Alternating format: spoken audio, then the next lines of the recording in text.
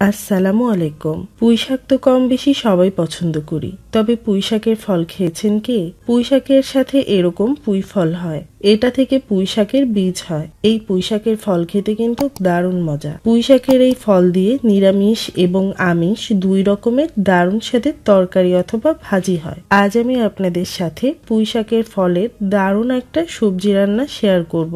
এই রেসিপিটা রুটি, পরাটা অথবা ভাতের সাথে পরিবেশন করতে পারেন। আর আমার রেসিপিটা যদি ভালো লাগে তবে আমার চ্যানেলটি সাবস্ক্রাইব করে আমার সাথেই থাকবেন। এই রেসিপিটি তৈরি করার জন্য এখানে আমি প্রায় 600 গ্রাম পরিমাণ পুঁই শাকের ফল নিয়েছি। প্রথমে এই পুঁই ফলগুলোর ডাঁটার এই শক্ত অংশটা কেটে ফেলে নিচ্ছি।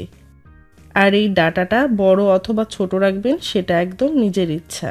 আমি এই ডাঁটাটা বড় করে রাখছি। সবগুলো কেটে নিয়েছি। পুঁই ফলগুলো ডাঁটা বড় রেখেছি, তাই এখানে আলুগুলো বড় করে কেটে নিয়েছি। এখানে আমি প্রায় 1 মুঠো পরিমাণ মসুর ডাল ধুয়ে পানি ঝরিয়ে রেখেছি। এবার চুলায় একটা প্যান বসিয়ে দিয়েছি। প্যানে 1/2 কাপ পরিমাণ সয়াবিন তেল দিলাম।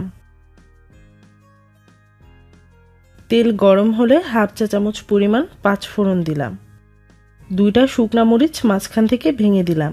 একটা তেজপাতা দিলাম। এবার একদম হালকা আঁচে ভেজে নেব। ভাজা হলে 1/2 কাপ পরিমাণ পেঁয়াজ কুচি দিলাম।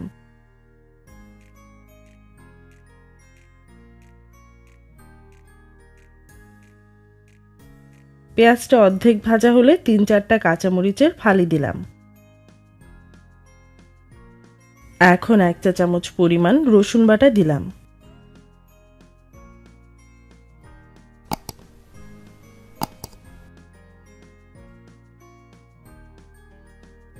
এখন স্বাদ মতো লবণ দিয়ে দিচ্ছি।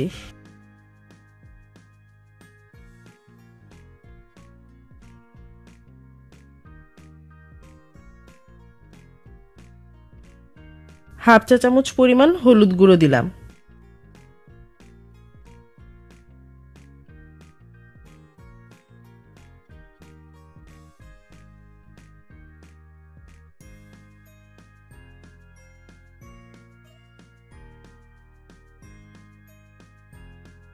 এখন আলুর টুকরোগুলো দিয়ে দিচ্ছি।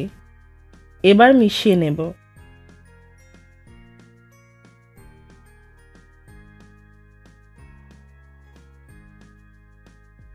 এখন 1 চা চামচ পরিমাণ জিরা বাটা দিলাম। এবার খুব ভালোভাবে মিশিয়ে ভেজে নেব।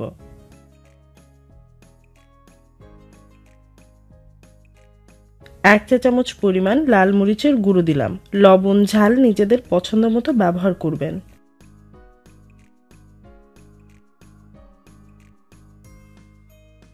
এখন পুঁই ফলগুলো দিয়ে ভালোভাবে মিশিয়ে নিচ্ছি।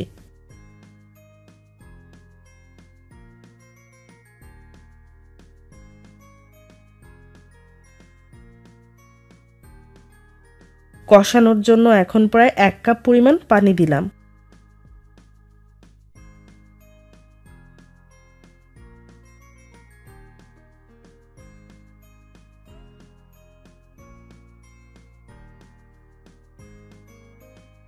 এখন ঢেকে দিচ্ছি।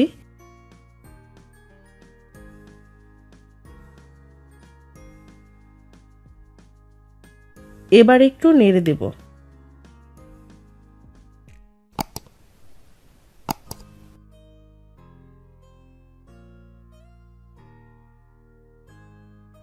আলু আর পুঁইগুলো 80% সেদ্ধ হয়ে গেছে। এখন মসুর ডালগুলো দিয়ে দেব।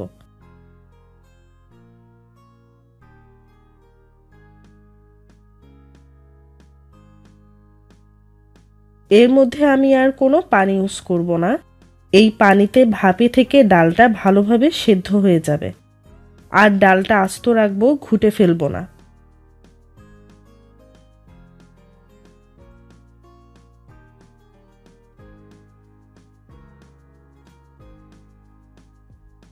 এবার ঢেকে দেব।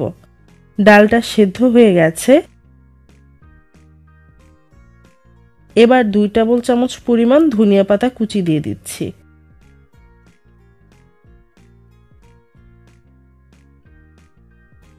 এবার ঢেকে 2 থেকে 3 মিনিট রান্না করব। হয়ে গেছে। দেখুন সবজির নিচে কোনো পানি নেই, আবার সবজিটা একটু ভেজা ভেজা আছে। আশা করি বাসায় রেসিপিটি ট্রাই করবেন, আর কেমন হলো কমেন্ট বক্সে জানাতে একদম ভুলবেন না। এরকম নতুন নতুন সব রেসিপি পেতে আমার চ্যানেলটি সাবস্ক্রাইব করে আমার পাশেই থাকুন। পরবর্তী ভিডিও পর্যন্ত আল্লাহ হাফেজ।